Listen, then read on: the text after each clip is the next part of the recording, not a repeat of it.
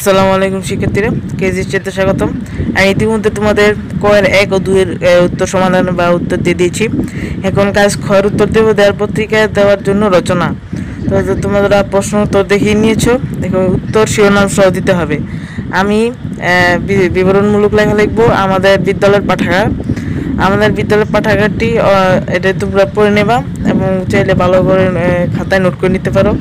ভালো করে পড়ে যাবে। তোমাদের জন্য পরীক্ষা শুভকামনা এবং চ্যানেলটিকে অবশ্যই তোমরা সাবস্ক্রাইব করে দেবে, কারণ এত কষ্ট করে উত্তরগুলো লিখতে অনেক কষ্ট হয়। আর অনেক চ্যানেলকে আমি দেখেছি আমার উত্তরগুলো কপি করছেন, তাদেরকে আমি রিপোর্ট দেওয়ার জন্য সতর্ক করে দিলাম।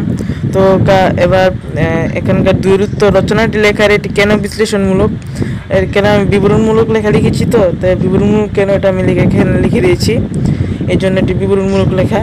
এবার আমরা গয়ের উত্তর দেখব। ক্ষয়ের উত্তরটি সম্পূর্ণ হয়েছে। এবার গয়ের উত্তরটি আমরা দেখে নেব এখন।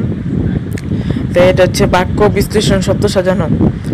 তোমরা যে বিষয় লিখবে সেই বিষয়ের বাক্য এখানে তুলবে, তোলার পর এখানে বাক্য বিশ্লেষণ করবে।